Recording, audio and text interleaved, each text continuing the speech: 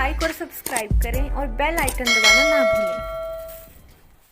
नमस्कार, मैं शिखा रिपोर्टर कृति भूमि न्यूज़ में आपका स्वागत है। कृति भूमि न्यूज़ की टीम से मौजूद है गांव मथाना, जिला कुरुक्षेत्र में, और आज हमारे साथ जुड़ चुके हैं सरपंच पद के उम्मीदवार प्रवीण जी। जानते हैं उनसे, अगर जनता उनको अपना प्रतिनिधि चुनती है तो वो किस प्रकार जनता की सेवा करेंगे।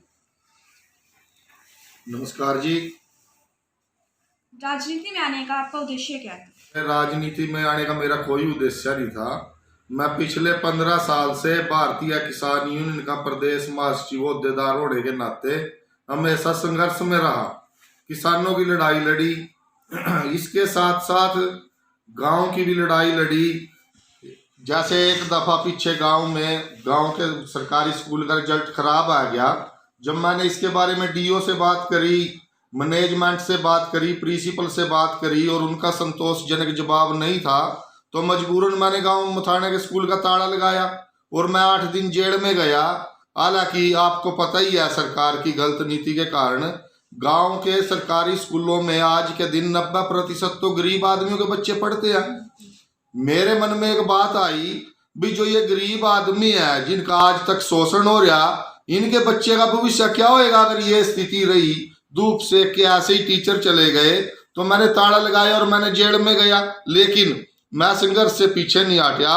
आज हमारे गांव के स्कूल में मेरी डिमांड के बाद साइंस के भी सब्जेक्ट आए हुए हैं, जो लड़की गर्ल्स स्कूल अलग हो गया है और सुचारू रूप से पढ़ाई चल रही है। दूसरा, यहाँ गांव मथाना में एक सरकारी हॉस्पिटल है, 7 एकड़ में फैला हुआ 100 बेड का, उसमें आज तक एक्सरे मशीन नहीं है। मैंने इसका विरोध किया, सीएमओ साहब से बात करी, एसएमओ साहब से भी बात करी, लेकिन दुर्भाग्य की बात यह है कि गांव की जो मौके की पंचायत है उसने आज तक एक सिंपल प्रस्ताव भी नहीं डाला भी किसी कृषि मंत्री, अपना कोई स्वास्थ्य मंत्री पे या किसी डीसी पे, प्रशासनिक अधिकारी पे, भाई हमारे यहाँ डॉक्टर नहीं है, हमारे यहाँ कोई एक्सरे मशीन नहीं, अल्ट्रासाउंड मशीन नहीं, गायन का डॉक्टर नहीं, इस प्रकार की कोई बात ही नहीं है। यहाँ की पंचायत तो केवल गली नाड़ी तक सीमित है। मैंने इससे ऊपर उठ के अपने गांव के लिए विकास करवाना है। इसी मोटिव से मैंने पंचायत का चुनाव लड़ने का फैसला किया। महिला मैडम जी, महिलाओं के लिए तो पहले मैंने बहुत बढ़िया बढ़िया स्कीम सोची हुई है और मैं कर भी रहा हूँ। ये बात नहीं है भी आज वोट लेने के लिए मैं ये बात कह रहा भाई महिलाओं के लिए मैं यह करूँगा। इससे पहले भी जो गरीब लड़कियां हैं, कन्याएं, उनके लिए मैंने सिलाई मशीन बांटने का काम किया। अपने यहाँ कोचिंग के लिए हमने जो संस्थाएं हैं, जो समाज सेवी संस्थाएं, उन्होंने भी अपील किया कि आप यहाँ कोचिंग दिलवाए। जैसे सिलाई सेंटर का काम है, बुनाई का काम है, और भी बहुत काम है जिससे महिला आत्मनिर्भर बने। और सबसे मुख्य मेरी डिमांड ये है, गांव मथाना में लिपापोती के नाम पे कुछ 10-20 कैमरे लगा दिए सीसीटीवी, लेकिन एक भी कैमरा ठीक नहीं है। हम ये कह रहे हैं भाई नारी की सुरक्षा हमारा प्रथम उद्देश्य है, इसके लिए यहाँ सीसीटीवी कैमरे लगाए जाए, जो कैमरे खराब है वो ठीक किए जाए, लेकिन कोई ध्यान नहीं है। ध्यान सिर्फ ये है भाई ग्रांट कितनी आए, हम उसको कहाँ लगाए और कैसे 10 रुपए बने हमारे। नशे के लिए तो हमने पहले ये कमेटी बनाई हुई है, मेरे साथ एक 21 मेंबरी कमेटी है। हमने एक जन जागरण अभियान भी चलाया हुआ है कि भी नशे से बुरी बुराई आज इस देश में कोई नहीं है। ये बात केवल गांव मथाना की नहीं है, पूरे प्रदेश में देखिए, पूरे देश में देखिए। और पंजाब के लगते हरियाणा होने की वजह से हरियाणा में तो ये पंजाब के बाद बहुत ज्यादा बुराई है। इसके लिए हमने एक जन जागरण अभियान चलाया हुआ है। उसके साथ साथ हमने एक बात कह रखी है भाई, देखो जो आदमी मानेगा उसको मोटिवेट कर रहे हैं, उनको समझा रहे हैं। अगर नहीं मानेगा तो हम कानूनी तरीके से भी उसको रोकने का काम करेंगे, लेकिन किसी भी कीमत पे गांव मथाना में नशा नहीं फैलने देंगे। अच्छा, इसके लिए मैंने टकराना पड़े, इसके लिए संघर्ष करना पड़े, मैं पीछे नहीं हटी। गांव में तो समस्याओं की इतनी दिक्कत है, आपको मैं क्या क्या बताऊं। अगर मैं गिनवानी शुरू कर दूं समस्याएं तो शाम तक समस्या ही नहीं खत्म होती। क्योंकि देखो, स्वास्थ्य और शिक्षा, इससे बड़ा कोई बेस हो नहीं सकता। चाहे वो छोटी सरकार यानी गांव की सरकार ही मानते हैं हम पंचायत को, और या फिर सबसे बड़ी पंचायत लोकसभा सांसद तक। स्वास्थ्य और शिक्षा जहां नहीं है तो वहां कुछ नहीं है। यहाँ स्वास्थ्य के नाम पे केवल एक सफेद हाथी बन के एक हॉस्पिटल बना हुआ है। अच्छा, पूरे हेल्थ और एजुकेशन के लिए मेरी ये बात है भाई, आप सबसे पहले अपने उपायुक्त महोदय है जो हमारे प्रशासनिक अधिकारी है उनसे मिलेंगे, अपने विधायक से मिलेंगे, सांसद से मिलेंगे, स्वास्थ्य मंत्री से भी मिलूंगा मैं। इसके बारे में अपनी डिमांड रखेंगे भी हमारे यहाँ पूरे डॉक्टर होने चाहिए। हमारे यहाँ गेन की अलग डॉक्टर होने, जो कि महिलाओं के लिए सबसे ज़्यादा दिक्कत होती है, वो इधर उधर धक्के खाते फिरते हैं। यहाँ डॉक्टर की व्यवस्था, अल्ट्रासाउंड मशीन, टेस्ट रिपोर्ट, जितनी भी और मशीनें हैं जैसे एक्सरे मशीन है, दांतों के लिए है उपकरण, ये सारी व्यवस्था करूंगा। अगर ये नहीं करेंगे, क्योंकि मेरा संघर्ष का रास्ता है, मेरा तजर्बा है, अगर ऐसे नहीं मानेंगे तो उसके लिए फिर हमने धरना प्रदर्शन करना पड़े। मैं पूरे गांव को एक बात से आश्वस्त करता हूं, अगर गांव मथाना ने मेरे को चुन लिया, अगर मेरे को अपना साथी बना लिया, मेरे को उम्मीदवार के तौर पे अपना सरपंच का जो वोट है मेरे पे डाला, सेवे का मौका दिया, तो मैं चाहे धरना प्रदर्शन करना पड़े या शांतिपूर्वक तरीका करना पड़े, मैं अपनी डिमांड को मनवा के हटूंगा। ये मेरा ऐसा गाँव वासियों से वादा है। गांव की जनसंख्या 10,000 है, लगभग 5,000 के आसपास यहाँ वोट है, और 20 यहाँ जो पंच के वार्ड है वो 20 वार्ड है, और मेरा गांव लाडवालके का सबसे बड़ा गांव है। लेकिन दुर्भाग्य की बात यह है भाई, सिर्फ जनसंख्या के आधार पे बड़ा है, जो यहाँ के विकास कार्य के आधार पे तो ये सबसे छोटा गांव है। संकुचित सोच के व्यक्ति यहाँ पंचायत उम्मीदवार बने, उन्होंने विकास के नाम पे केवल लूट खसोट का कार्य किया, जो दुर्भाग्य की बात। मैं तो सबसे पहले मैं आपको बात बताना चाहता हूँ, जैसे एजुकेशन है, यहाँ टीचरों का प्रबंध करूंगा, यहाँ अपने गाँव में +2 तक का स्कूल है, यहाँ कॉलेज बनाने की कोशिश करूंगा भाई, हमारे गांव में एक कॉलेज बने, क्योंकि यहाँ मथाना गांव के आसपास कम से कम 25-30 ऐसे गांव है जो सिर्फ 5 किलोमीटर के दायरे में आते हैं। यहाँ सबसे ज्यादा जरूरत है भाई यहाँ कॉलेज बने। गांव की जो कॉलेज खुलेगा, कन्याएं भी ज्यादा शिक्षित होगी जहां जहां माले कॉलेज है, क्योंकि लड़कियों को बड़ी होने के बाद लोग सोचते हैं भाई अपनी बेटी को सुरक्षा की दृष्टि से डरते हैं बाहर भेजने के लिए। यहाँ अपनी लड़कियां पढ़ेंगी, हमारी बच्चियां वो शिक्षित होंगी, अगले घर 2-2 घरों को शिक्षित करेगी, 2-2 घरों में रोशनी आएगी उससे। उसके अलावा डॉक्टर की जो है उनकी व्यवस्था करूंगा।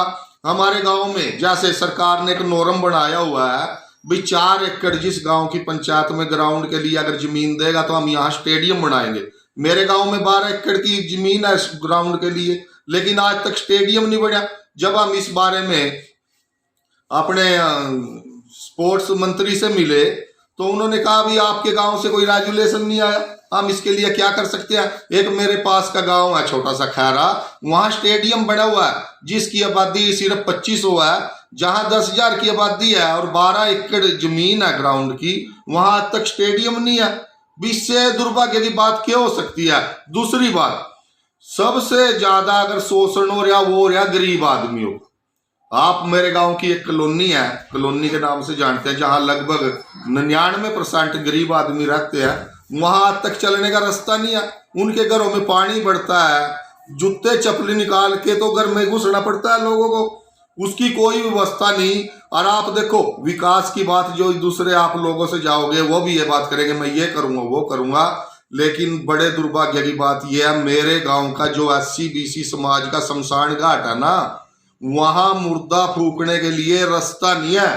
अगर 4 बूंद बरसात होगी ना तो आदमी को मुर्दा ले जाने के लिए इतनी कठिनाई है भाई, मतलब मेरे को शर्म आ रही है आपको ये बात बताते हुए भाई। मुर्दा फूकने के लिए भी जहां रास्ता नहीं हो, जिस गांव की 400 एकड़ से ज्यादा पंचायती भूमि हो, जिस गांव की सालाना इनकम 50-60 लाख से ज्यादा हो, उस गांव में मुर्दा फूकने के लिए रास्ता नहीं है। इससे दुर्भाग्य की बात क्या हो सकती है।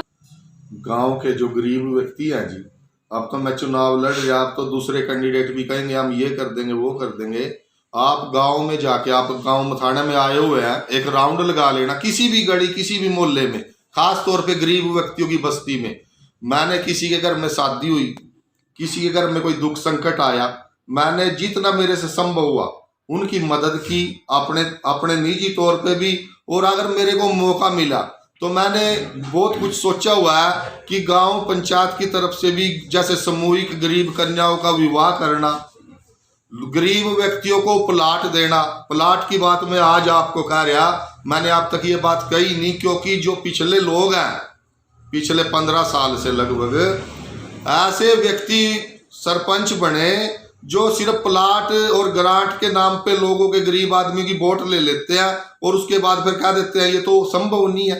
मैं ये बात कह रहा हूँ, आपके चैनल के माध्यम से कह रहा हूँ, अपने ग्राम वासियों से एक आश्वासन दे रहा हूँ, भाई अगर मेरे को सरपंच बनने का मौका आप लोगों ने दिया और परमात्मा की मेहर रही, अगर 6 महीने के अंदर हर गरीब व्यक्ति को प्लाट और ग्रांट नहीं दी तो मैं रिजाइन दे दूंगा। आप भी यही होंगे, मैं भी यही होगा, आपका चैनल भी यही होगा। मैं आपको ऐसा आश्वासन।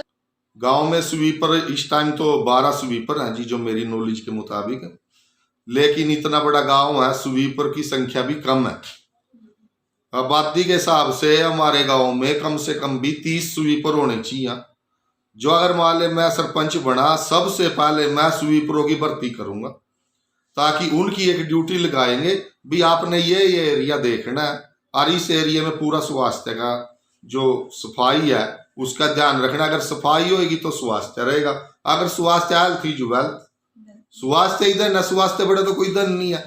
इसके लिए सफाई सबसे जरूरी है। मोदी जी का भी अभियान है, हमारा भी यही है और हम इसको पूर्ण रूप से करेंगे।